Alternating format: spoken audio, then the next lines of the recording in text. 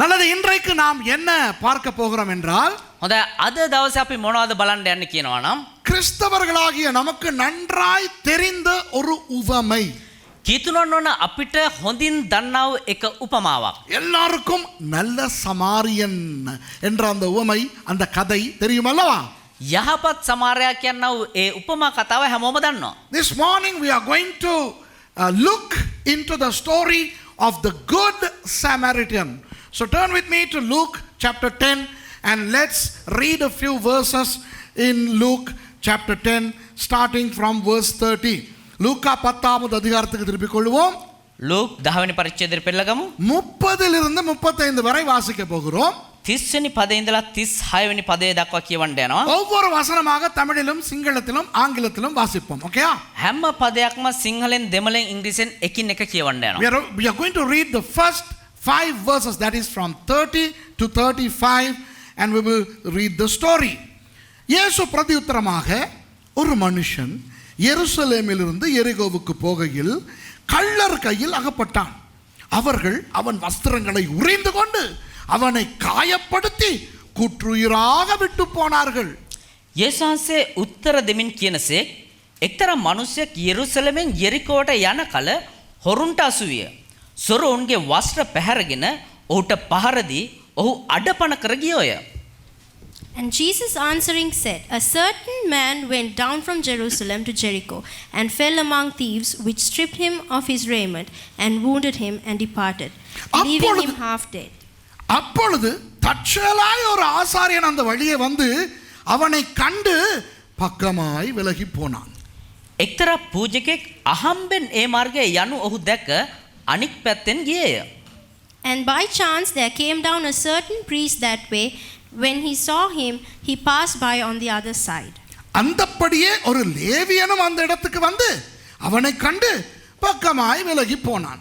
එසේම ලෙවියෙක්ද එතනට පැමිණ ඔහු දැක අනික් පැත්තෙන් ගියේය. And likewise a Levite, when he was at the place, came and looked at him and passed by on the other side. பின்பு சமாரியன் ஒருவன் பிரயாணமாய் வருகையில் அவனை கண்டு மனதுருகி, නමුත් එක්තරා සමාරියෙක් ගමන යන අතර ඔහු සිටි තැනට පැමිණ ඔහු දැක අනුකම්පා කොට. But a certain Samaritan, as he journeyed, came where he was, and when he saw him, he had compassion on him. கிட்ட வந்து அவனுடைய காயங்களில் எண்ணெயும் திராட்சரசமும் வார்த்து காயங்களை கட்டி அவனை தன் சுய வாகனத்தின் மேல் ஏற்றி சத்திரத்துக்கு கொண்டு போய் அவனை பராமரித்தான். ළඟට ගොස් ඔහුගේ තුවාලවලට තෙල්ද මුද්‍රික පානයද වත්කොට තුවාල බැඳ තමාගේම මුර්ගයා පිට හිඳවාගෙන තානායමකට ගෙන ගොස් ඔහු බලාගත්තේය. And went to him and bound up his wounds, pouring in oil and wine, and set him on his beast, and brought him to an inn and took care of him. மறுநாளிலே தான் புறப்படும் போது 2 பணத்தை எடுத்து சத்திரக்காரன் கையில் கொடுத்து, நீ இவனை விசாரித்துக்கொள், அதிகமாய் ஏதாகிலும் இவனுக்காக செலவழித்தால் நான் திரும்பி வரும்போது அதை உனக்கு தருவேன் என்றான். පසුවද ඔහු මසු දෙකක් රැගෙන තානායම් කාර්යයට දී මොහු බලාගන්න. මීට වැඩිය නුඹ වියදම් කරන දෙයක් මම නැවත ආකල නුඹට ගෙවන්නේ මේ කීවේය. And on the morrow, when he departed, he took out 2 pence and gave them to the host, and said unto him, take care of him, and whatsoever thou spendest more, when I come again, I will repay thee. இந்த கதை எல்லாருக்குமே தெரியும், அப்படித்தானே? මේ කතාව හැමෝටම දන්නවා. එහෙමනේ? அப்போ தெரியாவிட்டாலும் இது ஒரு லேசான கதை. ඒක දන්නේ නැති වුණත් මේක ඉතා පහසු කතාවක්. எருசலேமிலிருந்து எரிகோவுக்கு ஒருவன் பிரயாணமாய் போகிறான். යෙරුසලම ඉඳලා යෙරිකෝට එක්කෙනෙක් ගමන් කරනවා.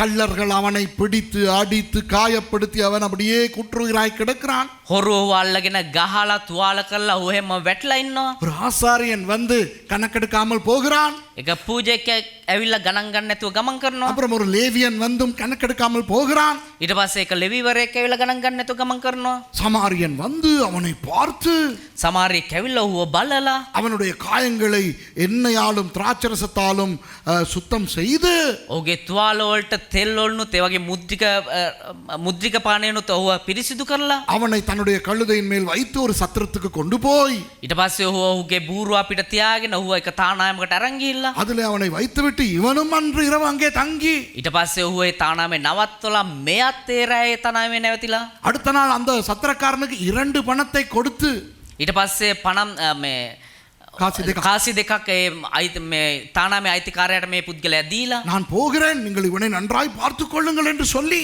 මම යනවා ඒ උනාට මෙයාව හොඳට බලාගන්න කියලා அப்படி நான் திரும்பி வரும் பொழுது ஏதாவது கூடுதலாய் செலவழிந்திருந்தால் நான் பணத்தை கொடுப்பேன் என்றும் சொல்லிவிட்டு போகிறான் ඔයා මේ මම දෙන මුදලට වඩා වැඩි මොනවා හරි වියදම් කරන ඒක ආපහු මං ආපුවම දෙන්නම් කියලා කියනවා. We know this story only too well. There was a man who traveled from Jerusalem to Jericho and thieves, robbers attacked him and he was wounded and he was laying there by the side of the road. And a priest came, did nothing, just turned away and went. Then came a Levite. He also didn't do anything about this man who was wounded. He just walked away. But there came a Samaritan who got off his donkey, treated this wounded man with oil and wine, and then put this man on the donkey, took him to an inn, and he stayed the night with that person. And the next day, the Samaritan gave 2 pence to the innkeeper and said, now look after him carefully, and if you spend more than what I have given you, when I come back, I shall repay you. What a wonderful story is this. எவ்வளவு அழகான ஒரு கதை இது. කොච්චර ලස්සන කතාවක්ද මේක? உங்களுக்கு தெரியுமா இந்த கதையை காலாகாலமாக எத்தனை விதமாக அர்த்தம் கொடுத்திருக்கிறார்கள் என்று. ඔබ දන්නවද කොච්චරදෝ කාලයක ඉඳලා මේක විවිධාකාරයෙන් මේකට අර්ථකථන දීගෙන ඉන්නවා කියලා? அதிகமான ஊழியர்கள் சுவிசேஷத்துக்கு இந்த கதையை பயன்படுத்துவார்கள். බොහෝ සේවකයෝ සුභාරංචිය දේශනා කරන්න මේ කතාව පාවිච්චි කරනවා. அதாவது அந்த சுவிசேஷத்திலே நல்ல சமாரியனாக இயேசு வந்து எங்களை எல்லாம் காயம் கட்டி காப்பாற்றுகிறார் என்று பிரசங்கம் பண்ணுவார்கள். ඒ කියන්නේ මේ කතාවේ වගේ යහපත් සමාරියෙක් ලෙස යේසුස් වහන්සේ ඇවිල්ලා තුවාල වෙලා අපි ඉන්න මොහොතේදී අපිව බේර ගන්නවා කියලා කියනවා. This story has been interpreted by many people in many ways. Now, it is very common for us to see this story being used within a gospel presentation context in which the Samaritan happens to be Jesus. So they will usually say that Jesus, being the good Samaritan, came and rescued us and he put us in a church. Okay? அந்த இயேசு நல்ல சமாரியன் வந்து ඒ යේසුස් කියනවා යහපත් සමාරය ඇවිල්ලා பாவிகளாகிய எங்களை எடுத்து පව්කාරයන් අපිව අරගෙන காயம் கட்டி சபையிலே போட்டிருக்கிறார் என்று. ඒ තුවාල බැඳලා සභාවට දාලා තියනවලු. உண்மையாக இந்த அர்த்த பெயர்ப்பம் முதல் யார் செய்தார் தெரியுமா? ඇත්තට මේක අර්ථකථනය කවුද ඉස්සරම කරේ කියලා දන්නවද? Do you know who gave an allegorical interpretation first to this story in the history of the church? A great church father called Augustine of Hippo. Hippo என்கின்ற இடத்திலே இருந்து வந்த හිපෝ කියනව ස්ථානයේ ඉඳලා ආපු அகஸ்டின் என்கின்ற ஒரு சபை பிதாதான் ඔගස්ටින් කියනව සභා පියෙක් තමා இந்த கதைக்கு ஒரு அடையாள ரீதியான அர்த்தத்தை கொடுத்தார். මේ කතාවට එක සංකේතමත් වූ කතාවක් දුන්නේ. அந்த ஹிப்போ என்கின்ற பிரதேசம் இப்போ ஆப்பிரிக்காவிலே அல்ஜீரியாவிலே இருக்கிறது. දැන් ඒ හිපෝ කියනව ප්‍රදේශය අප්‍රිකාවේ අල්ජීරියා කියනව ප්‍රදේශයේ තිබෙනවා. Hippo of the old is in today's Algeria in Africa. So Augustine of Hippo's interpretation of this story became very famous. Augustine கொடுத்த அந்த அர்த்த பெயர்ப்பு மிகவும் பிரபலம் அடைந்தது. ඒ ඔගස්ටින් දුන්නා වූ ඒ අර්ථකථනය ඉතාමත් ප්‍රසිද්ධ වුණා. அதனால் இன்றைக்கு நல்ல சமாரியன் சபை, நல்ல சமாரியன் ஊழியங்கள், நல்ல சமாரியன் பாடசாலை என்று நல்ல சமாரியன் என்ற பெயரில் எத்தனையோ கிறிஸ்தவ அமைப்புகள் நிறுவனங்கள் உண்டு. ඒ නිසාම මේ යහපත් සමාරයාගේ සභාව, යහපත් සමාරයාගේ සේවාවන්, යහපත් සමාරයාගේ පාසල කියලා බොහෝ යහපත් සමාරයා කියන නමින් බොහෝ සේවාවන් ආරම්භ වෙලා තිබෙනවා. And therefore today we can see Good Samaritan Church, Good Samaritan Theological College, Good Samaritan this, Good Samaritan that. The Good Samaritan expression has become very, very famous. Okay? ஆனால் හැබැයි இந்த அகஸ்டின் சொன்னது உண்மையாய் சரியா? ඔගස්ටින් කිව්වව ඒ දේ ඇත්තද හරිද? இந்த கதை சுவிசேஷத்தை பற்றித்தான் சொல்லுகிறதா? මේ කතාවෙන් ඇත්තටම සුභාරංචිය ගැනද කියන්නේ? But the question is, was Augustine correct? Did what he say really, did it really mean in the story? Now let's examine what Augustine said. Augustine என்ன சொன்னார் என்று பார்ப்போமா?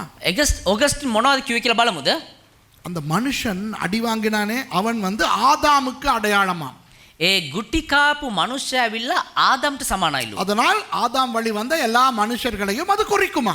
ඒ නිසා ආදම් කන්නකොටගෙන ආව හැම මනුෂ්‍යයෙක්ම ඒකට ඇතුළත් වෙනවලු. He said, Augustine said that this man who was wounded represents Adam and therefore the whole humanity.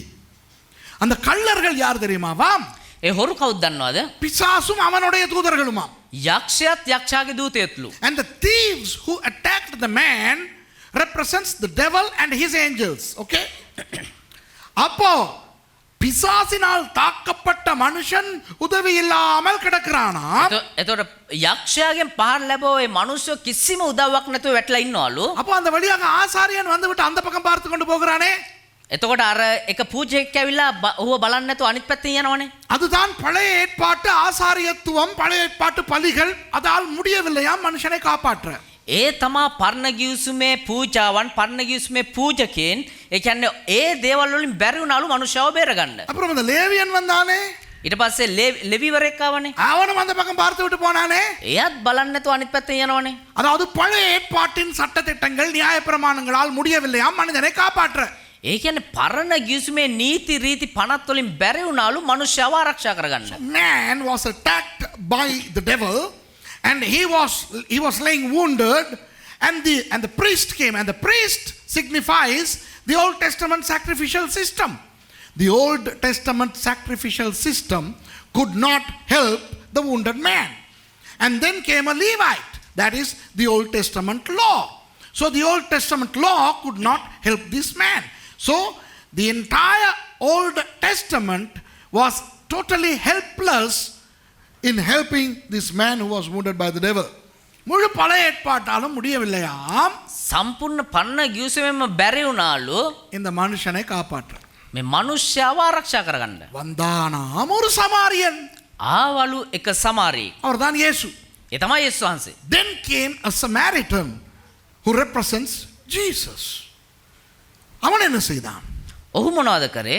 இவனை காயம் கட்டி මෙයාගේ තුවාල බැඳලා எண்ணெயும் திராட்சரசமும் போட்டு තෙලුත් මුද්‍රික පානයක් දාලා கழுதையின் மேல் ஏற்றி එයාව බූරුවා පිටේ නංගලා சத்திரத்திலே கொண்டு போய் விடுகிறான். ඊට පස්සේ තානායකමට ගිහිල්ලා ඇතුල් කරනවා. சத்திரம் தானாம் சபை, තානායම තමා සභාව. அந்த சத்திரக்காரன் தானாம் அப்போஸ்தலனாகிய பவுல். ඒ සභාවේ ඒ තානාමේ අයිතිකාරයා තමාලු අපොස්තල පවුල්. So Augustine went on to say that the Samaritan, namely Jesus, treated the wounded man and put this man on his donkey, took him to an inn, and the inn represents the church, and the innkeeper represents Paul the apostle. Okay? அப்புறம் 2 பணம் கொடுத்துட்டு ඊට පස්සේ කාසි දෙකක් දීලා நான் போய் திரும்ப வருவேன் என்கிறாரே, මම ගිහිල්ලා ආපහු එන්නම් කිව්වනේ. அதுதானாம் இயேசுவின் இரண்டாவது வருகை. ඒක තමාලු යේසුස් වහන්සේගේ දෙවෙනි පැමිණීම. Then this man, the Samaritan, says to the innkeeper, after paying 2 coins, I shall come back. Now that represents the second coming of Jesus. இதை கேட்கும் போது ரொம்ப ஆசையாய்த்தான் இருக்கும். මේක අහනකොට හරියට ආස හිතෙනව නේද? ஆனால் இது உண்மையா? හැබැයි මේක ඇත්තද? இதைத்தான் இயேசு சொன்னாரா? මේක තමාද යේසුස් වහන්සේ කිව්වේ? இயேசு இந்த கதையை சொல்லும் பொழுது இதுதான் அவர் அர்த்தம் கொண்டாரா? යේසුස් වහන්සේ මේ කතාව කියද්දි මේකද දුන්නා වර්ථය? Allegorical interpretations are very attractive. You know, people love to hear allegorical interpretations. But was Augustine right? Did Jesus really mean what Augustine said by way of interpreting the story? No. Let us examine why Jesus said what he said in this story. ஆண்டவராகிய இயேசு ஏன் இந்த கதையை சொன்னார் என்று பார்ப்போம். යේසුස් ක්‍රිස්තුස් වහන්සේ ඇයි මේ කතාව කිව්වේ කියලා බලමු. அதற்கு நாங்கள் 25வது வசனத்துக்கு போக வேண்டும். ඒකට අපි 25 වෙනි පදයට යන්න ඕනේ. For that, to understand why Jesus told this story, we need to go to verse 25. Let's read verse 25. 25வது வசனத்தை வாசிப்போமா? 25 වෙනි පදේ කියමු. அப்பொழுது நியாய சாஸ்திரி ஒருவன் எழுந்திருந்து, බලව ව්‍යවස්ථාව උගන්වන්නෙක් නැගිට yeah, read that bit. And behold, a certain lawyer stood up அவரை சோதிக்கும்படி උන්වහන්සේ පරීක්ෂා කරමින් and tempted him, போதகரே, நித்திய ஜீவனை சுதந்திரத்துக் கொள்ளும்படிக்கு நான் என்ன செய்ய வேண்டும் என்று கேட்டான். ආචාර්යනි සදාකාල ජීවනය උරුම කරගන්න පිණිස මා විසින් කමක් කළ යුතුදයි ඇසුවේය. saying, Master, what shall I do to inherit eternal life? ஒரு நியாய சாஸ்திரி, ඒ කියන්නේ ව්‍යවස්ථා ගුරුවරයෙක්. அவன் வந்து நியாய பிரமாணத்தை கற்றுக் கொடுக்கிறவன். ඔහු ඇවිල්ලා ව්‍යවස්ථාව උගන්වන්නෙක්. A lawyer not as lawyers of today. This particular guy was a teacher of the law of the Bible. He was a teacher of the Torah. He was a Jewish religious teacher. இந்த நியாய சாஸ்திரி என்பவன் யார் தெரியுமா? මේ ව්‍යවස්ථා ගුරුවරු කියන්නේ කවුද දන්නවද? பழைய ஏற்பாட்டின் நியாய பிரமாணத்தை கற்றுக் கொடுக்கின்ற ஆசிரியர்கள். පරණ ගිවිසුමේ තිබෙනා ඔය ව්‍යවස්ථා නීති රීති උගන්වන්නා වූ ගුරුවරු. இந்த பழைய ஏற்பாட்டை கற்றுக் கொடுக்கின்ற அந்த யூத நியாய சாஸ்திரிகள் பயங்கர பெருமையோடு தான் திரிவார்கள். මේ පරණ ගිවිසුමේ ව්‍යවස්ථා උගන්වන්නා ඔය ගුරුවරු ඉතා උඩඟු ලෙස තමයි ඉන්නේ. எங்களுக்கு தெரியாதது ஒன்றும் இல்லை. අපිට දන්නේ නැති මොකුත් නැහැ. நாங்கள் பெரியவர்கள். අපි ලොක්කෝ. மற்றவன் எல்லாம் வசனம் தெரியாதவன். අනිත් හැමෝම වචනේ දන්නේ නැති අය. நாங்கள் உயர்ந்தவர்கள். අපි උසස් වූ අය. ஏனென்றால் பொதுவாக நியாய சாஸ்திரிகள் லேவி கோத்திரத்தை சேர்ந்தவர்களாய்த்தான் இருப்பார்கள். சரியா? ඇයි කියනවනම් ව්‍යවස්ථා උගන්වන ගුරුවරු බොහෝ වෙලාවට ලෙවි ගෝත්‍රයෙන් ආපු අය විදිහට තමයි ලෙවි ගෝත්‍රයෙන් ආපු අය. இந்த இந்துக்களில் பிராமணர்கள் இருக்கிறார்களே, உயர்ந்த குலம் என்று சொல்லி அது மாதிரி என்று வைத்துக் கொள்ளுங்களேன். මේ හින්දු ජාතින් තුල ඉන්නවා බ්‍රාහ්මණ ජාතියෙන් කුලයෙන් ආවව කට්ටිය කියලා. ඒ වගේ අපි හිතමු. அப்போ இப்படி ஒரு பெருமை பிடித்த ஒரு யூத நியாயப்பிரமாண ஆசிரியன் தான் இயேசுவை சோதிக்க கேள்வி கேட்கிறான். එතකොට මේ වගේ ව්‍යවස්ථාව දන්න ව්‍යවස්ථාව උගන්වන ගුරුවරයෙක් තමයි යේසුස් වහන්සේව පරීක්ෂා කරන්න හදන්නේ. இயேசுவை சோதிப்பதற்கென்றால் என்ன அர்த்தம் தெரியுமா? යේසුස් වහන්සේව පරීක්ෂා කරා කියන එකේ අර්ථය මොකක්ද දන්නවද? நான் இவர் பதில் சொல்ல முடியாத ஒரு கேள்வியை கேட்கிறேன். මෙයාට උත්තර දෙන්න බැරි ප්‍රශ්නයක් මම අහනවා. நான் ஒரு கேள்வி கேட்க போறேன். මම එක ප්‍රශ්නයක් අහන්න යනවා. இயேசு திக்கு முக்காட போகிறார். යේසුස් වහන්සේ ஹோல்மாங் හොල්මන් වෙන්න යනවා. அவருக்கு பதில் சொல்ல முடியாம நோண்டி ஆக போறார். එයාට උත්තර දෙන්න බැරුව එයා නෝන්ඩි වෙන්න යන්නේ. அவரை நோண்டி ஆக்க போறேன். මම යාව නෝන්ඩි කරන්න යන්නේ. இதற்காக ஒரு கேள்வியை கேட்கிறான். මේ උදෙසා එක ප්‍රශ්නයක් අහනවා. எக்ஸ்கியூஸ் மீ, සමා වෙන්න. நித்திய ஜீவனை சுதந்தரிக்க நான் என்ன செய்ய வேண்டும் கேட்கிறான். සදාකාල ජීවන ලබා ගන්න මම මොනවද කරන්න ඕනේ? Now you know the teachers of the law in the Jewish culture in the days of Jesus were very uppish and proud.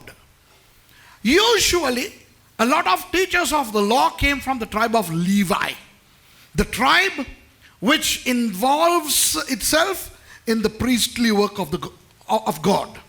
So usually the teachers of the law are very proud. They think, we know the law, we know the Torah, you people don't know unless we teach you.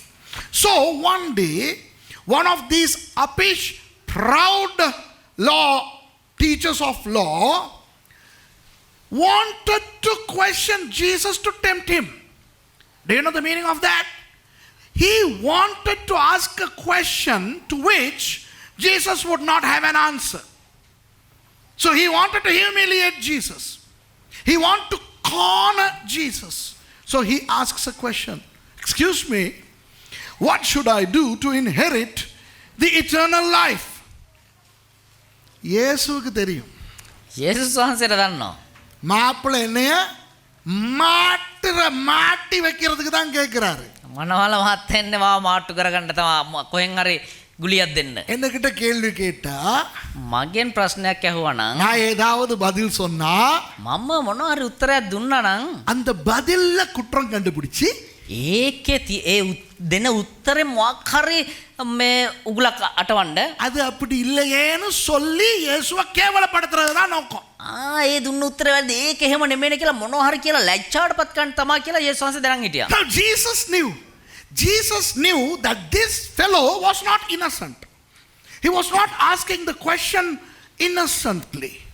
Jesus knew that this fellow wanted Jesus to give an answer and find fault with that answer, thereby humiliating Jesus. அதனால் இயேசு என்ன தெரியுமா செய்கிறார்? ඒ නිසා යේසුස් වහන්සේ මොනවද දන්නවද කරේ? அவனிடத்தில் பதில் சொல்லாமல் ඔහුට උත්තර නොදී அவன் கேள்விக்கு பதிலாக ஒரு கேள்வியை தூக்கி போடுகிறார். ඔහුගේ ප්‍රශ්නයට උත්තරයක් විදියට තවත් එක ප්‍රශ්නයක්ම දුන්නා. So Jesus, without answering his question, throws a question back at him. So Jesus did not give an answer. Instead, Jesus asked another question. இயேசு என்ன சொல்லுகிறார் பாருங்கள். යේසුස් වහන්සේ මොනවද කිව්වේ කියලා බලන්න. 26வது வசனம். அதற்கு அவர் 26 වෙනි පදේ ඒට උන්වහන්සේද He said unto him, நியாயப்பிரமாணத்தில் என்ன எழுதி இருக்கிறது, நீ வாசித்திருக்கிறது என்ன என்றார். ව්‍යවස්ථාවේ ලියා තිබෙන්නේ කිමෙක්ද? නුඹ කියවන්නේ කෙසේද ඇසුසේක? What is written in the law? How readest thou? இயேசு கேட்கிறார், යේසුස් වහන්සේ අහනවා இந்த நீ கேட்டிய ஒரு கேள்வி, මේ ඔයා දැන් ප්‍රශ්නයක් ඇහුවානේ. நித்திய ஜீவனை எப்படி சுதந்தரிப்பது என்று. ඔය සදාකාල කොහොම ජීවනය කොහොම ලබා ගන්න කියලා. அதை பத்தி நியாயப்பிரமாணத்தில் ஏதாவது எழுதி இருக்குதா? ඒ ගැන මොනවා හරි ව්‍යවස්ථාව ලියලා තියෙනවද? நியாயப்பிரமாணத்தில் என்ன சொல்லி இருக்குது? ව්‍යවස්ථාවේ මොනවද කියලා තියෙන්නේ? நீ என்ன வாசிச்சிருக்கிற මොනවද ඒවා කියවලා තියෙන්නේ? என்று கேட்டார். එහෙම ඇහුවා. Jesus asked him, hey, you asked me a question pertaining to the eternal life.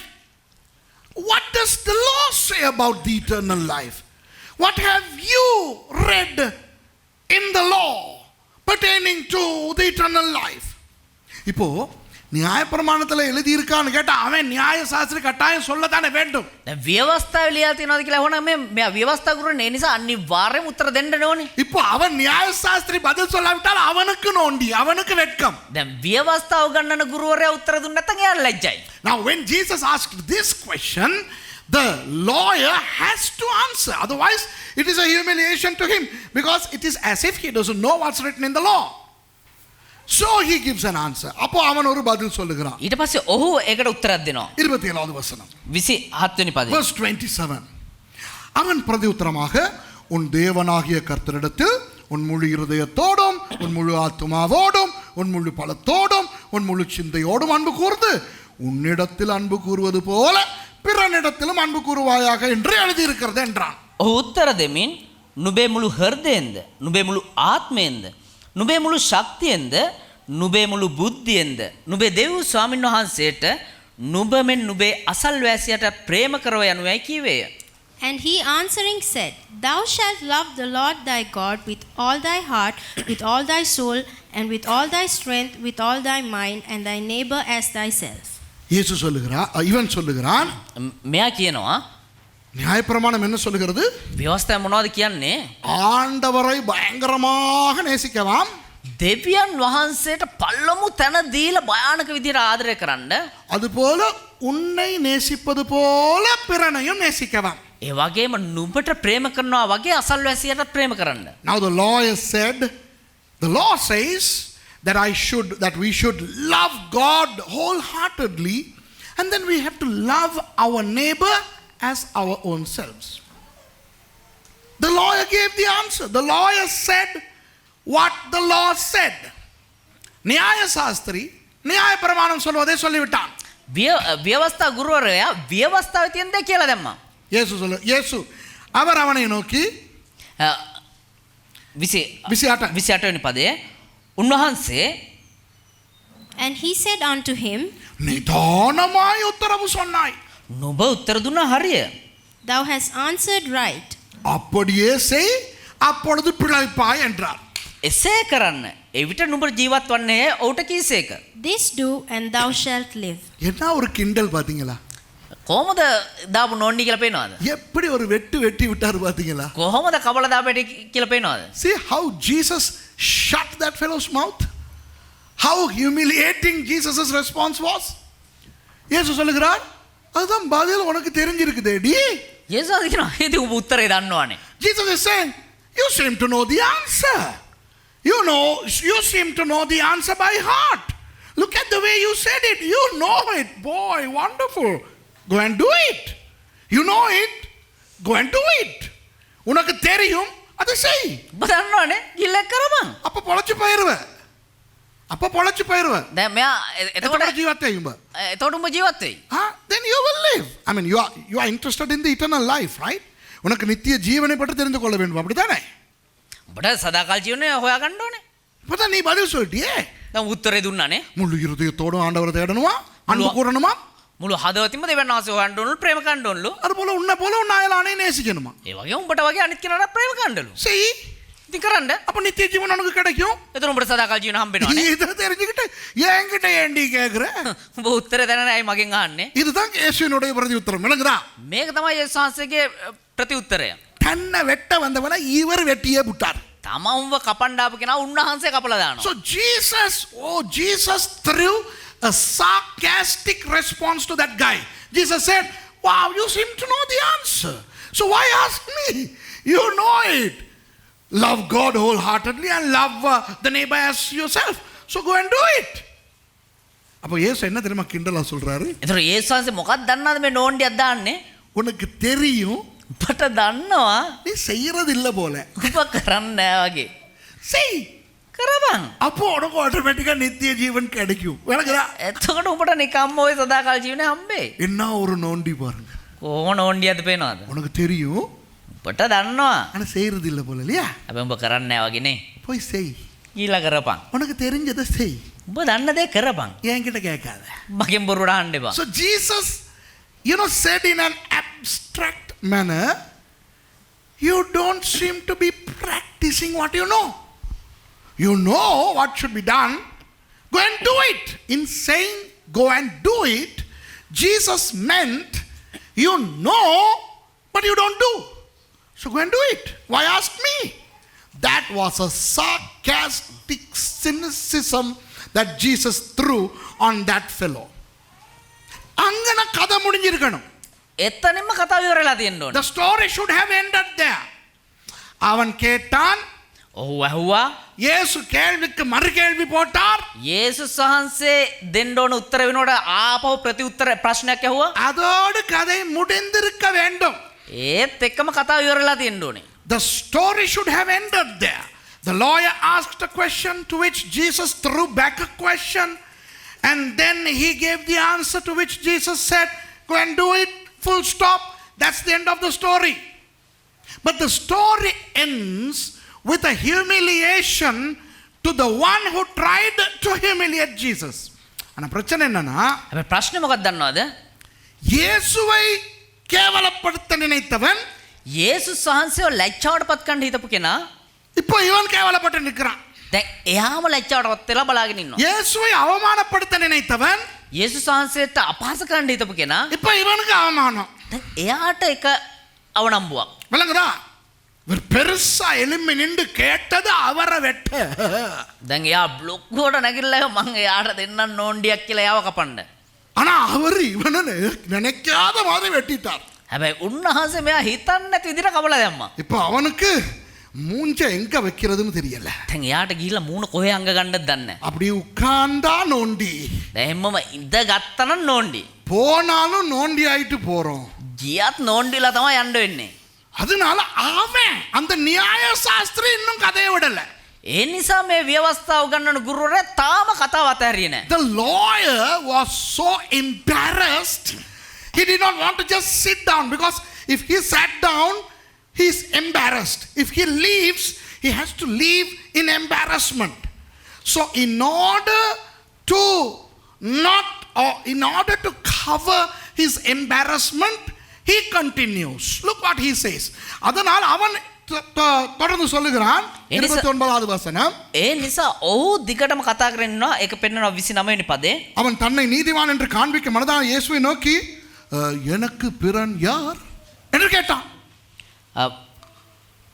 29 පදේ මාගේ අසල්වාසියා කවුදයි යේසුස් වහන්සේගෙන් ඇසුවේය. But he, willing to justify himself, said unto Jesus, And who is my neighbor? Did you see that? He still wants to continue the story. The story has ended. He should have gone. But he doesn't want to leave because he's embarrassed. So he wants to show that he was better than Jesus. So in order to justify himself, he throws another question. Excuse me, who is my neighbor? உலகதா நோண்டி ஆயிட்டு போக விருப்பம் இல்லாம දැන් නෝන්ඩි වෙලා යන්න අකමැති නිසා உன்னை போல உன் அயலானை அல்லது பிறனை நேசின்னு சொன்னான் தானே. දැන් නුඹට වගේ නුඹේ අසල්වාසියට ප්‍රේම කරපන් කියලා කිව්වනේ. அந்த பிறன் அந்த அயலான் யார் என்று கேட்கிறான். කවුද ඒ අසල්වාසියා කියලා අහනවා. இப்போ இயேசு என்ன பதில் சொல்லியிருக்க வேண்டும்? දැන් යේසුස් වහන්සේ මොකක්ද දෙන්න ඕන උත්තරේ? What should have been the response of Jesus? Mr. Lawyer, your neighbor should be another lawyer. Mr. Levite, your neighbor should be another Levite. Mr. Priest, your neighbor should be another priest. I mean, that's the common norm of the Jewish society. The Levites lived together. The priests lived together. So a priest's neighbor would be a priest. A Levite's neighbor would be a Levite. A lawyer's neighbor would be a lawyer. So Jesus should have told him, your neighbor is another lawyer. Why ask me? யூதர்களுடைய கலாச்சாரத்தின்படி දැන් යුදෙව්වන්ගේ සංස්කෘතියට අනුව ஆசாரியர்கள் ஒரு இடத்துல தான் வாழ்வார்கள். පූජකයෝ එකම ස්ථානයක තමයි ජීවත් වෙන්නේ. லேவியர்கள் ஒன்றாய் தான் வாழ்வார்கள். ලෙවිවරු එකට තමයි ජීවත් වෙන්නේ. நியாய சாஸ்திரிகள் நியாய சாஸ்திரிகளோடு தான் இருப்பார்கள். ව්‍යවස්ථා උගන්වන්නෝ එකතු වෙලා තමයි ජීවත් වෙන්නේ. அப்ப என் அயலவன் அல்லது என் பிறன் யார் என்று கேட்டால் එමනම් මගේ අසල්වාසියා කවුද කියලා ඇහුවනම් இயேசு என்ன பதில் சொல்லி இருக்க வேண்டும்? යේසුස් මොකක්ද දෙන්න ඕන උත්තරේ? அது கூட உனக்கு தெரியாதா? ඒකවත් උඹට දන්නේ නැද්ද? உன்னை போல ஒரு நியாய சாஸ்திரி தான் உன் அயலான். නුඹ වගේම නුඹේ තව ව්‍යවස්ථා ගුරුවරයෙක් තමයි නුඹේ අසල්වාසියා. உன்னை போல ஒரு லேவியன் தான் உன் பிறன். නුඹ වගේම එක ලෙවිවරයෙක් තමයි නුඹේ අසල්වාසියා. உன்னை போல ஒரு ஆசாரியன் தான் உன்னுடைய அயலான். නුඹ වගේම එක පූජකයෙක් තමයි නුඹේ අසල්වාසියා. இதுதான் வழக்கம். මේක තමයි සාමාන්‍ය දේ. ஆனால் இயேசு என்ன செய்தார் தெரியுமா? හැබැයි යේසුස් වහන්සේ මොනවද දන්නවද කරේ? அந்த வழக்கத்தை உடைத்தார். ඒ සාමාන්‍ය පවතින පුරුද්ද එහෙම නැත්නම් සාමාන්‍ය දේ කඩලා දැම්මා. But Jesus wanted to destroy the norm. He wanted to destroy the usual manner in which the Jews considered who their neighbors were. What did Jesus do? Share a story of a weird nature. ஒரு வித்தியாசமான ஒரு கதையை இயேசு சொல்ல ஆரம்பித்தார். උන්වහන්සේ වෙනස් වූ එක කතාවක් කියන්න පටන් ගත්තා. அவர் சொன்னார், උන්වහන්සේ කිව්වා எருசலேமிலிருந்து எரிகோவுக்கு ஒருவன் போகிறானாம். යෙරුසලම ඉඳලා යෙරිකෝට කෙනෙක් යනවා. பொதுவாக இயேசுவின் காலத்தில் எருசலேமிலும் எரிகோவிலும் வாழ்ந்தவர்கள் யூதர்கள். සාමාන්‍ය විදිහට යේසුස් ක්‍රිස්තුස් වහන්සේ කාලේ යෙරුසලමෙත් යෙරිකෝයි ජීවත් වුණේ යුදෙව්වන්. அப்போ ஒரு யூத பட்டணத்திலிருந்து இன்னொரு யூத பட்டணத்துக்கு பிரயாணம் பண்ணால் அவன் யூதன். சரியா? කියන්නේ එක යුදෙව් නගරයක ඉඳලා තවත් යුදෙව් නගරයක කෙනෙක් ගමන් කරනවා නම් ඔවුන් යුදෙව්වෙක්. அப்போ ஒரு யூதன் பிரயாணமாய் வருகிறான். කියන්නේ එක යුදෙව්වෙක් මගියෙක් විදිහට ගමන් කරනවා. So in order to destroy the norm, Jesus shared a very weird story. And the story says that this man traveled from Jerusalem to Jericho. During the days of Jesus, both Jerusalem and Jericho were Jewish cities. So for somebody to travel from Jerusalem to Jericho, that somebody must be a Jew. So in this story, a Jew is traveling and is attacked by thieves. அப்போ இந்த கதையிலே ஒரு யூதன் அடி வாங்கி குற்றுயிராய் கிடக்கிறான். Okay? එතකොට මේ කතාවේ විදිහට එක යුදෙව්වෙක් ගුටි කාලා මේ වැටලා ඉන්නවා. ஆசாரியன் வருகிறான். එක පූජකයෙක් එනවා. ஆசாரியனுடைய கடமை என்ன? පූජකයෙක්ගේ වක්කේ මොකද්ද? யூதர்களுக்காக பலி செலுத்த வேண்டும். යුදෙව්වන් උදෙසා පූජා උප්පු ගන්න ඕන. யூதர்களை ஆவிக்குரிய ரீதியில் வழி நடத்த வேண்டும். යුදෙව්වන් ආත්මිකව වර්ධනය කරන්න ඕනේ. அப்போ ஒரு யூதன் அடி வாங்கி கிடக்கிறான். එහෙමනම් එක යුදෙව්වෙක් ගුටි කාලා ඉන්නවා. அவனுக்கு ஆசாரியன் உதவி செய்திருக்க வேண்டும் அல்லவா? පූජකයෙක් නම් ඔහුට උදව් කරන්න ඕනේ නෙමෙයිද? அவன் அந்த பக்கமாய் திரும்பி போய்விட்டான். එයා මොනවද කරන්නේ? අනිත් පැත්තෙන් යනවා හැරිලා. In the story, first comes a priest. Now, what is the responsibility of a priest within a Jewish context? A priest is the one who offers sacrifices unto God on behalf of the Jews.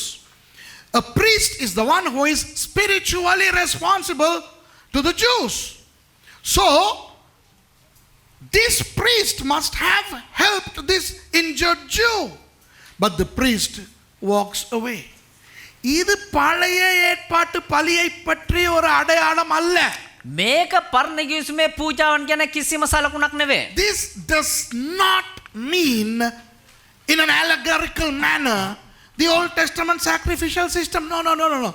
This was a guy, a priest who does not help an injured Jew.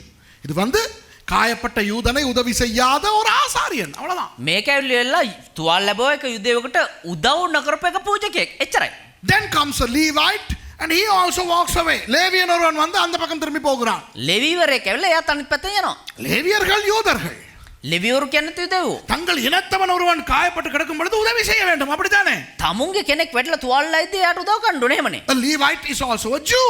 So this fellow has to have helped this injured Jew. But this fellow doesn't help. ஒரு சமாரியன் வருகிறான். එක සමාරියෙක් කෙනවා. சமாரியன் என்றால் யார் தெரியுமா அன்பானவர்களே? සමාරියෝ කියන්නේ කවුද දන්නවද ප්‍රේමවන්තයනි? யூதர்களுக்கு சமாரியர்கள் என்றால் பிடிக்காது. යුදෙව්වන්ට සමාරියෝ නම් අල්ලන්නෙම නැහැ. ඒ කියන්නේ කැමති නැහැ. யூதர்களுக்கு சமாரியர்கள் என்றால் அருவருப்பு. සමාරියෝ කිව්වොත් එහෙම යුදෙව්වන්ට ඒගොල්ලෝ පිළිකුල්.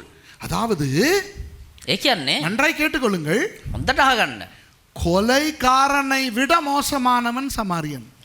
මිනි මරුවෙකුට වඩා එපා කරපු කෙනෙක් තමයි සමාරියෙක් කියන්නේ. விபச்சாரியை விட மோசமானவன் தான் சமாரியன் இவர்களுக்கு.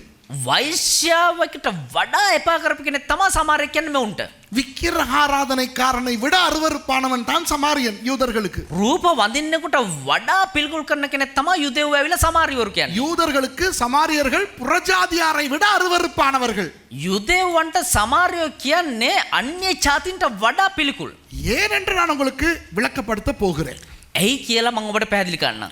Then came a Samaritan, okay? Now a Samaritan for the Jews is somebody who was evil, sordid and bad. Jews hated the Samaritans. Jews despised the Samaritans more than murderers, adulterers and idolaters. For the Jew, a Samaritan was worse than a Gentile. Let me explain the story to you. கிறிஸ்துவுக்கு முன் 722 ஆண்டில் ක්‍රිස්තු පූර්ව 722 வடக்கு ராஜ்யமாய் இருந்த இஸ்ரவேல் ராஜ்யம் උතුරු දේශය වන්නා වූ ඊශ්‍රායල් දේශය அசீரியர்களால் தாக்கப்பட்டது. අසීරියවරු ඇවිල්ලි වෙලා යටත් කරගන්නවා. அசீரியர்கள் என்ன செய்தார்கள்? අසීරියවරු මොනවද කරේ? யூதர்களை எல்லாம் பிடித்து கொண்டு போய் வேறு வேறு வேறு வேறு தேசங்களில் சிதறடித்து விட்டார்கள். යුදෙව්ව සේරම අල්ලන් ගිහිල්ලා වෙන වෙන රටවල් වල විසිරුවා හැරියා. அந்த வடக்கு ராஜ்யத்தினுடைய தலைநகரம் சமாரியா. ඒ උතුරු දේශයේ ප්‍රධාන නගරය අගනගර ඇවිල්ලා සමාරිය. கொஞ்சம் யூதர்களை சமாரியாவில் விட்டு வைத்தார்கள். සුළු පිරිසක් මේ සමාරියව අතෑරියා. அந்த அசீரியர்கள் வேறு தேசங்களில் பிடித்த மக்களில் சில பேரை கொண்டு வந்து මේ අසීරියවරු අල්ලගත්ත වෙනත් දේශවල සමහර පුද්ගලයෝ ගෙනල්ලා சமாரியாவிலே குடியமர்த்தினார்கள். ඔවුන් මේ සමාරිය තුල අතෑරියා. சமாரியாவிலே வாழ்ந்த அந்த கொஞ்சம் யூதர்கள், மிச்சமாய் இருந்த கொஞ்சம் யூதர்கள் සමාරිය ඇතුලේ ජීවත් වුණා වූ අර පොඩ්ඩක් මේ ජනකාය වන්නා වූ යුදෙවෝ அந்த கொண்டு வந்து போடப்பட்ட அந்நியர்களை திருமணம் செய்து அவர்களோடு ஒன்றாய் ஆகிவிட்டார்கள். ඒ යුදෙවෝ සුළු පිරිස මොනවද කරේ? අර අතැල්ලා දාපු එහෙට ගෙනල්ලා දාපු අර අන්‍ය ජාතින් එක්ක විවාහ වෙලා මේ එකට එකතු වුණා. அப்போ அவர்கள் யார்? එතකොට උන් කවුද? இனி அவர்கள் தூய யூதர்கள் அல்ல. එතකොට එහෙමනම් දැන් ආයේ මේගොල්ලෝ සුද්ධ, ඒ කියන්නේ සම්පූර්ණ වූ යුදෙවෝ නෙවේ. இனி அவர்கள் புறஜாதியாரும் அல்ல. හැබැයි මේගොල්ලෝ අන්‍ය ජාතිකිනුත් නෙවේ. புறஜாதியாரும் யூதர்களும் கலந்து உருவான ஒரு புது இனம். අන්‍ය ජාතිකනුත් යුදෙවුනුත් එකතු වෙලා බිහුණව එක අලුත් ජාතියක්. ஆகவே அவர்கள் இருந்த இடத்தின் பெயர் அவர்களுக்கு கொடுக்கப்பட்டு சமாரியர்கள் என்று அழைக்கப்பட்டார்கள். ඒ නිසා උන් ජීවත් වුණා ඒ ස්ථානයේම නම උන්ට දීලා සමාරියවරු කියලා උන්ට නමක් ලැබුවා. In 722 BC, the Assyrians attacked the northern kingdom of Israel, which consisted of 10 tribes. When the Assyrians attacked the northern kingdom of Israel, they removed almost all the Jews from the northern kingdom of Israel and put them in the countries that they had already captured. The Jews were scattered. And the Assyrians brought into Samaria, which was the capital of the northern kingdom, some Gentiles from different countries that they had already captured.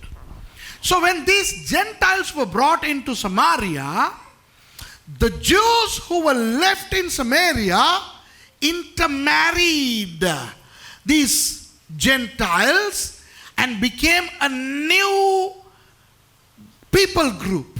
They no longer were pure Jews because they are now married to Gentiles, and they were not pure Gentiles because they are now married to Jews.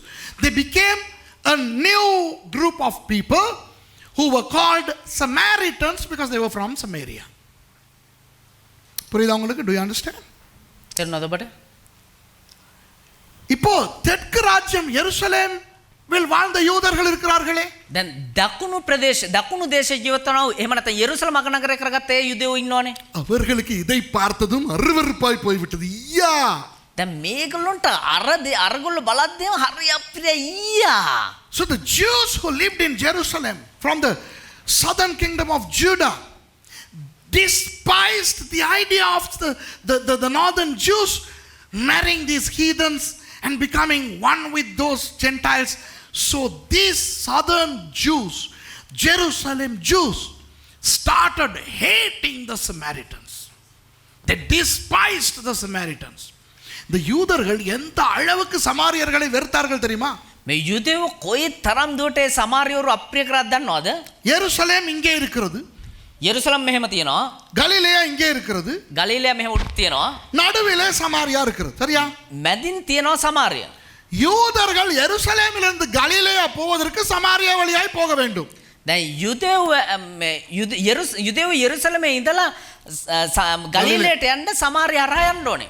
ஆனால் இந்த வழியாய் போனால் அந்த சமாரியர்கள் இருக்கிறார்கள் என்று அருவருப்பால் හැබැයි මේ පැත්තෙන් ගියා නම් අර සමාරියවරු ඉන්නවනේ කියන ඔය අප්‍රියාව නිසා யூதர்கள் எருசலேமிலிருந்து போகும்போது எரிகோவுக்கு போய் யோர்தான் நதி ஓரமாக போய் பெத்ஷான் போய் கலிலேயாவுக்கு போவார்கள். යෙරුසලමේ ඉඳලා එරිකෝවට ගිහින් යෝර්දාන් ගඟ ආසන්නයෙන් උඩට ගිහින් ගමන් කර බෙත්ෂාන් කියන තැනින් ආපහු ගලිලෙවට යයි. අර කෙලින් පාරින් ගියොත් අර අරුන්ගේ තැනට යන්න ඕනේ කියලා මුන් වටෙන් යන්නේ. நேர் வழியாய் போனால் இவர்களுடைய ஊரை கடக்க வேண்டும் என்று சுற்றி போவார்கள். So the Jews living in Jerusalem, if they wanted to go to Galilee, this is Galilee up here and Jerusalem down here, they have to travel through Samaria. But because now the Jews hated Samaria and the Samaritans, they did not use the road, the straight road from Jerusalem to Galilee. Instead, from Jerusalem they would go to Jericho and they would travel along the river Jordan up to Bethshan and then cross into Galilee. They would rather take a longer route to Galilee than go through Samaria. Do you understand? உங்களுக்கு புரியுதா? ඔබට තේරුණාද? இதனால் தான் ஒரு முறை யோவான் 4ஆம் அதிகாரத்திலே මේ නිසා තමා එක දවසක යොහන් 4 වෙනි පරිච්ඡේදයේ இயேசு அந்த வழியிலே நடுவிலே போய்விட்டார் சமாரியா வழியாக. යේසුස් වහන්සේ මොනවද කරන්නේ? සමාරිය හරහා ගමන් කරනවා.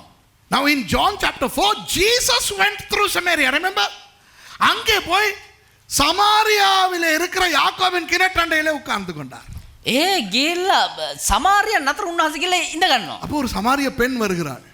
එතකොට සමාරිය කාන්තාවක් එනවා. இயேசு அவளை பார்த்து தண்ணீர் கேட்கிறார். යේසුස් වහන්සේ ඇය බලලා වතුර ඉල්ලනවා. அவளுக்கு ஆவி ஆத்மா சரீரம் எட்டம் மாறி போயிருச்சு.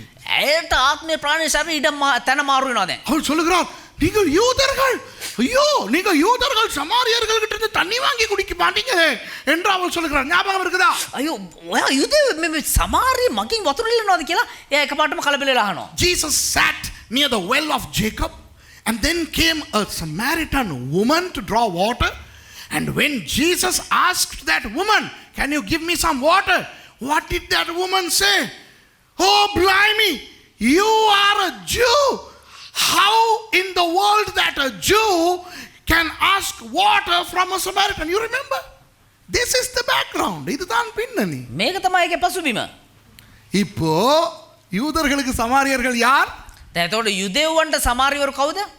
விபச்சாரியை விட மோசம். சரியா? ඒ කියන්නේ වෛශ්‍යාවකට වඩා එපා කරපු කෙනෙක්. கொலைக்காரர்களை விட மோசம். சரியா?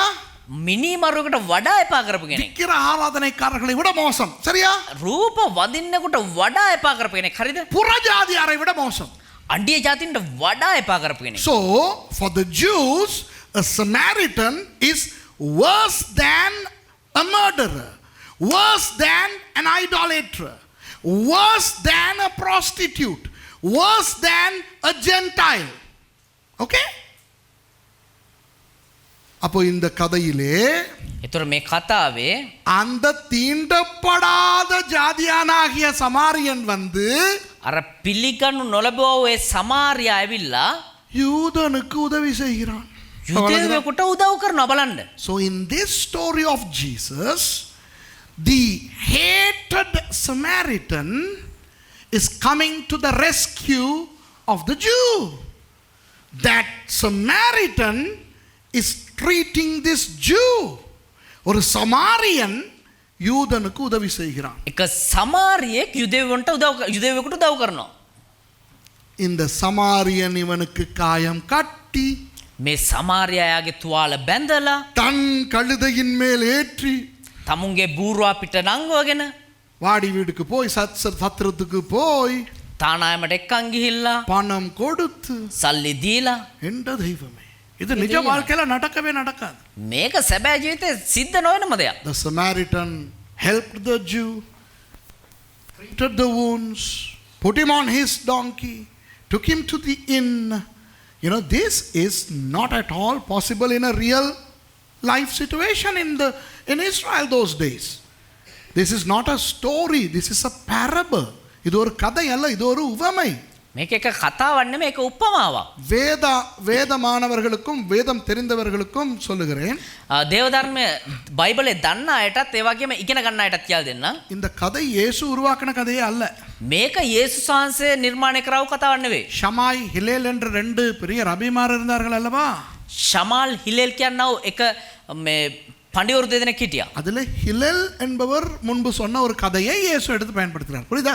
ඒකේ හිලෙල් කියන පඬිවරයා කියපු කතාවක් අරගෙන යේසුස් වහන්සේ ඒක පාවිච්චි කරනවා. For the Bible students, Bible teachers and those who know history, I want to tell you that this story was not a story of Jesus.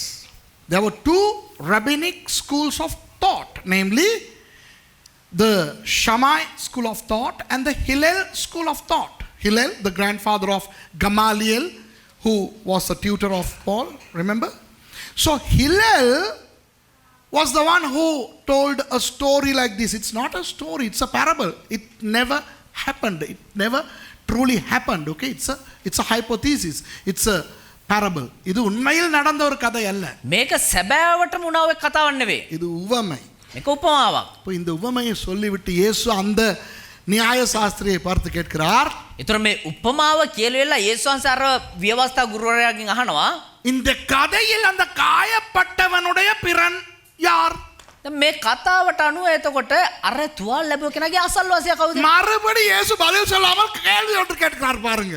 ආපහු යේසුස් වහන්සේ උත්තර දෙන්න නැතුව තවත් ප්‍රශ්නයක් ඉදිරිපත් කරනවා. சூப்பர், இந்த இயேசு சூப்பர் அப்பா. அவருடைய கேம் எல்லாம் பயங்கர கேம். යේසුස් වහන්සේ නියම මරු ගේම් දෙන්නේ. அவனை போட்டு வாட்டிட்டார், அவனை போட்டு ஒரு வழி பண்ணிட்டார். ඔව් දාලු වෙලා චප්ප කරා. கதையை சொல்லிட்டு எக்ஸ்கியூஸ் மீ, இந்த கதையில வர்ற அந்த காயப்பட்டவனுடைய அயலவன் யார் நீங்களே சொல்லுங்க சார்ங்கிறார். හරි දැන් මේ කතාවට අනුව එතකොට අර තුවාල ලැබු කෙනාගේ අසල්වාසියා කවුද කියලා ඔයාම කියන්නකෝ.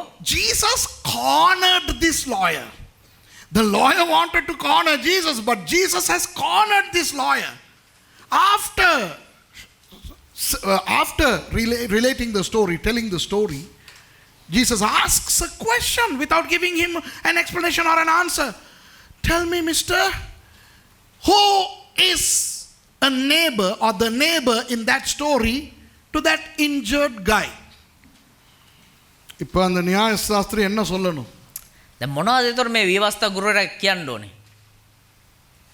அவன் சொல்ல வேண்டும். ஓகே. சமாரியன் அப்படிதானே சொல்லணும். ඔව් කියන්න ඕනේ අර සමාරියා. What should have been the answer of that lawyer? The Samaritan, right? But that fellow, that lawyer, didn't even want to pronounce Samaritan. அந்த நியாயசாஸ்திரிக்கு சமாரியன் என்று வாயால சொல்ல கூட கூச்சம். හැබැයි මේ විවස්ථා ගුරුවරයා ඇවිල්ලා තමුන්ගේ මුඛයෙන් සමාරිය කියලා කියන්නවත් කැමති නැහැ. பாருங்க 36வது வசனத்தை. 36 වෙනි පදේ බලන්න. Look at verse 36. இப்படி இருக்க கள்ளர் கையில் அகப்பட்டவனுக்கு இந்த 3 பேரில் எவன் பிறனாயிருந்தான்? உனக்கு எப்படி தோன்றுகிறது என்றார். ඉතින් සොරුන් අතට අසූ තැනැත්තාට මොවුන් තුන්දෙනාගෙන් අසල්වාසයා වූයේ කවරෙක්ද කියා නුඹ සිතන්නේ දැයි ඇසුසේක. Which now of these three thinkest thou was neighbor unto him that fell among the thieves? Thinkest thou? Huh? Jesus didn't ask who was the neighbor of the injured guy. Jesus asks him, which of these three you think? You tell me. You are a lawyer. You are a teacher of the law. You are a big shot. You are a thinker. You have a philosophical mind. You are trying to corner me. Now you tell me, according to your own understanding on your conception, who of these three is the neighbor of that injured guy? Who do you think? யார் என்று நீ நினைக்கிறாய்? කවුද උඹ හිතන්නේ? யார் என்று சும்மா கேட்கவில்லை. யார் என்று சும்மா கேட்கவில்லை. නිකන් කවුද මේ කියලා ඉල්ල ඔයා කවුද හිතන්නේ කියලා නිකන් නෑ කවුද මේ කියලා නිකන් ඇහුවේ නෑ. நீங்க என்ன சார் நினைக்கிறீங்க? වා මොනවද සර් හිතන්නේ? நீங்க தான் பெரிய நியாய சாஸ்திரியே. ඔයාලා ලොකු විවස්ථා ගුරුවරයෙක්නේ. நீங்களாம் பெரிய ஞானிகள் தானே. හොඳ ප්‍රඥාවන්තෙන්නේ. இப்போ உங்களுக்கு எப்படி தோணுதுங்க? ඉතින් ඔයාට කොහමද හිතන්නේ? சொல்லுங்க. කියන්නකෝ. இப்போ அவனுக்கு சமாரியன் என்று சொல்ல விருப்பம் இல்லை. දැන් එයාට සමාරියා කියලා කියන්න කැමති නෑ. The lawyer doesn't want to pronounce the expression Samaritan. Look what he says. 37வது வசனம். அதற்கு அவனுக்கு இரக்கம் செய்தவனே என்றான். 37 වෙනි පදේ ඔහුට කරුණා කළ තැනැත්තෑයයි ඔහු කීවේය. And he said, he that shewed mercy on him. See how he responds. The lawyer says, he who showed mercy on him. That's the guy in your story. That's the guy. He didn't want to even say Samaritan. Samarian என்று சொல்லி இருக்கலாம் தானே. සමාරිය කියලා කියන්න පුළුවන් නේ. இல்ல அந்த இரக்கம் செஞ்சானே அவன்தான். නර කරුණාව දැක්වන්නේ එයා තමයි. இயேசு பிடிச்சிட்டாரு. சொல்லிட்டதானே இறுதி உனக்கு கொடுக்குறேன் கேம். பதில சொல்லிட்டதானே இறுதி உனக்கு கொடுக்குறேன் கேம் இயேசு. උඹ උත්තර දුන්නා ඊටවන් දෙන්න උඹට ගේම. அழகுதா. Jesus now has completely trapped this guy. Now this guy is now inescapable. He is now cornered. What did Jesus say? இயேசு என்ன சொல்லுகிறார்? இயேசு வந்து මොනවද කියන්නේ? அப்பொழுது இயேசு அவனை நோக்கி நீயும் போய் அப்படி செய் என்றார். යේසුස් වහන්සේට කීසේ නුඹත් ගොස් එලෙසම කරන්න. Then said Jesus unto him, go and do thou likewise. Go and do it. Go and do it. Do what? Do what? போய் அப்படியே செய். நான் என்ன அர்த்தம்? ගිලාපෝ එකම ගන්න. එහෙම කියවන මොකක්ද තේරුම? உன்னுடைய அயலான் නුඹේ අසල්වාසියා இனி யூதன் மாத்திரமல்ல. අහ යුදෙවෝ විතරක් නෙවෙයි. இனி லேவியன் மாத்திரமல்ல. ලෙවිවරු විතරක් නෙවෙයි. இனி நியாயசாஸ்திரி மாத்திரமல்ல. විවස්ථා ගුරුවරු විතරක් නෙවෙයි. நீங்கள் அருவருக்கிற சமாரியர்களும் உங்களுக்கு அயலவன் தான். அப்படியே வாழு, நித்திய ஜீவனுக்கு நீ போவ. උඹ අප්‍රිය කරන සමාරියත් උඹේ අසල්වාසිය තමයි. එහෙම ජීවත් වෙන්න උඹට සදාකාල ජීවනය හම්බෙයි. What did Jesus mean? Jesus said, hey, your neighbor is no longer another Levite. Your neighbor is no longer another Jew. Your neighbor is no longer another teacher of the law. But your neighbor is now even a Samaritan. Jesus broke the distinction between the high class and the low class of people. இயேசு உயர்ந்தவன் தாழ்ந்தவன் என்ற நிலையை உடைக்கிறார். அதுதான் இந்த உவமையின் அர்த்தம். උන්වහන්සේ උස් පහත් කියන ભેදය කඩලා දැම්මා. ඒක තමයි මේ කතාවේ තේරුම. நல்ல சமாரியன் உவமையின் ஒரே நோக்கம் යහපත් සමාරය කියන කතාවේ එකම අරමුණ. இயேசுவுக்கு உள்ளே வந்தால் යේසුස් වහන්සේ අපි තුලට ආවනම් இனி உயர்ந்தவன் தாழ்ந்தவன் கிடையாது. ආයේ උස් පහත් කියලා කෙනෙක් නැහැ. படித்தவன் படிக்காதவன் என்று கிடையாது. ඉගෙන ගත්ත නූගත් මෝඩ කියලා දෙයක් නැහැ. பணக்காரன் ஏழை என்று கிடையாது. පොහොසත් දුප්පත් කියලා දෙයක් නැහැ. ஜாதி கிடையாது. ಜಾති ભેද නැහැ. உயர்ந்த ஜாதி தாழ்ந்த ஜாதி கிடையாது. උසස් කුලේ පහත් කුලේ කියලා දෙයක් නැහැ. The sole purpose of this parable was to show that in Jesus there is no difference between the elite and the simple, the rich and the poor, the literate and the illiterate, the educated and the non-educated. No differences whatsoever in Jesus. Everyone is the same. இயேசுவுக்குள்ளாக எல்லாருமே ஒரே மாதிரியானவர்கள் என்பதனை காட்டதான் இந்த உவமை. යේසුස් වහන්සේ තුල හැම කෙනෙක්ම එක සමානව ඉන්නවා කියන නවදේ පෙන්වන්න තමයි මේ කතාව. இதுக்கு ஒரு சந்தோஷமா ஒரு அல்லேலூயா ஆமென் கை தட்டி எதுவும் சொல்றதுக்கு மண்ணு மாறி கேட்டுக்கிட்டு இருக்குது. உங்களுக்கு தெரியுமா? ඔබ දන්නවද? நீங்கள் மட்டும் என்னுடைய பிரசங்கத்தை கேட்டுக்கொண்டு இல்லை. ඔබ විතරක් නෙවෙයි මගේ දේශනාව අහගෙන ඉන්නේ. ஆயிரக்கணக்கான லட்சக்கணக்கான பேர் என்னுடைய பிரசங்கத்தை கேட்கிறார்கள். දහස් ගණන් ලක්ෂ ගණන් සෙනග මගේ දේශනාව අහනවා. உங்களுக்கு சொல்லுகிறேன், ඔබට කියන්නම්. இன்றைக்கு அநேக தமிழ் கிறிஸ்தவர்கள் අද බොහෝ දෙමළ කිතුණුවන් ஜாதி பார்க்கிறார்கள். ಜಾති බලනවා. அநேக தமிழ் கிறிஸ்தவ பாஸ்டர்மார் බොහෝ දෙමළ දේවදාසයින් ஜாதி பார்க்கிறார்கள். කුල ભેදය බලනවා. அது எப்போ வெளியே வரும் தெரியுமா? ඒක කොහොමද එළියෙන් කොයි වෙලාවෙද එළියට එන්නේ දන්නවද? ஒரு கல்யாணம் நடக்கும்போது විවාහයන් සිද්ධ වෙද්දී. அவங்க நம்ம ஆளுக. එයා අපේ කෙනෙක් නෙවෙයි. அப்பே- අපේ කෙනෙක්. அவர் நம்ம ஐயோ அவங்க எங்க ஆளுக இல்ல. අයියා එයා අපේ කෙනෙක් නෙවෙයි. இந்த ஜாதி பார்க்கிறவனை உடைப்பதற்கு கொடுத்த பிரசங்கம் தான் இந்த நல்ல சமாரியன் உவமை. මේ ಜಾති ભેදයෙන් දෙ කඩලා දාන්න දුන්නා වූ එක දේශනාවක් තමයි මේ යහපත් සමාරියගේ කතාව. Among the Sri Lankan Tamil Christians and Indian Tamil Christians, they still have the caste system which was there in their heathen backgrounds. They have brought them into Christianity.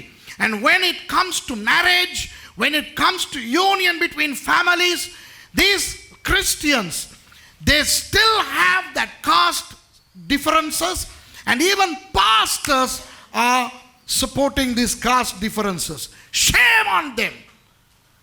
The sole purpose of this parable of the Good Samaritan is to show that in Christ we are all one. நல்ல சமாரியனுடைய உவமையின் ஒரே நோக்கம், යහපත් සමාරිය කතාවේ එකම අරමුණ எல்லா கிறிஸ்தவர்களும் ஒரே மாதிரி அந்தஸ்துள்ளவர்கள். හැම කිතුණුවෙක්ම එක සමානයි කියන දෙ இனி පෙන්වීම. சிங்களவன் தமிழன் என்று இல்லை. ආයේ දෙමළ සිංහල කියලා කෙනෙක් නැහැ. கிறிஸ்தவன், කිතුණුවන් சிங்களம் பேசும் கிறிஸ்தவன், தமிழ் பேசும் கிறிஸ்தவன், அவ்வளவுதான். සිංහල කතා කරන කිතුණුවා දෙමළ කතා කරන කිතුණුවා එච්චරයි. கிறிஸ்தவனுக்குள்ள சிங்களவன் தமிழன் என்று இருக்கக்கூடாது. කිතුණුවේ තුල සිංහලකම දෙමළකම කියලා දෙයක් තියෙන්න බෑ. ඔය ඔයා හොඳ වැඩි මහේෂ්. සිංහලයා දෙමළා කියලා එකක් නැහැ. එහෙම කියන්න. යේසුස් වහන්සේ තුල සිංහලයා කියලා එකෙක් නැහැ. දෙමළා කියලා එකෙක් නැහැ. සුද්දා කියලා එකෙක් නැහැ. කල්ලා කියලා එකෙක් නැහැ. දුඹුරා කියලා එකෙක් නැහැ. සිංහල කතා කරන කිතුණුවා. දෙමළ කතා කරන කිතුණුවා. ඉංග්‍රීසි කතා කරන කිතුණුවා. තේරුණාද මං කියන එක? கிறிஸ்துவுக்குள்ளாக சிங்களவன், தமிழன், வெள்ளைக்காரன், கருப்பன், மண்ணிறமானவன் அப்படிலாம் கிடையாது. சிங்களம் பேசும் கிறிஸ்தவன், தமிழ் பேசும் கிறிஸ்தவன், இங்கிலீஷ் பேசும் கிறிஸ்தவன். There is no black, white, African, brown Christians. Tamil speaking Christians, Sinhala speaking Christians, English speaking Christians, white skinned Christians, brown skinned Christians, because we are all one in the Lord Jesus. We are all Christians, washed by the same blood of Jesus. இயேசு கிறிஸ்துவின் இரத்தத்தினால் கழுவப்பட்ட ஒரே இனமாய் நாம் இருக்கிறோம். යේසුස් ක්‍රිස්තුස් වහන්සේගේ ලේ වලින් හෝදපු සැබෑ වූ එකම කණ්ඩායමක් විදියට පුද්ගලයන් ලෙස අපි ඉන්නවා. யாராவது இனி ஜாதி பார்த்தீங்கன்னா, කවුරු හරි ආයේ ಜಾති ભેද බැලුවා නම්, யாராவது இனி பேதம் பார்த்தீங்கன்னா, කවුරු හරි ආයේ මොකක් හරි ભેදයක් බැලුවා නම්, நிகழ்ச்சி பார்க்குற தமிழங்களுக்கும் சொல்கிறேன். මේ වැඩසටහන බලන දෙමළායටත් කියන්නම්. லூக்கா 10வது அதிகாரத்தில் 25ஆம் வசனத்திலிருந்து 36ஆம் வசனம் வரைக்கும் கிழிச்சு உங்கள் பைபிள்லேருந்து தூர வீசிடுங்க. ලූක් 10 වෙනි පරිච්ඡේදයේ 25 වෙනි පදේ ඉඳන් 30 වෙනි පදේ දක්වා තියෙනවා. 37 වෙනි පදේ දක්වා තියෙනවා. ඒ කොටස ඉරලා විසිකන්න. அது உங்கள் பைபிளில் இருக்க வேண்டாம். ඒක ඔබේ බයිබලයේ තිබිය යුතු නැහැ. இருக்கணுமா இருந்தா ඒක තියෙන්න ඕනේ නම් நீங்களும் அந்த உவமையின் அர்த்தத்துக்கு ஏற்ற மாதிரி வாழுங்க.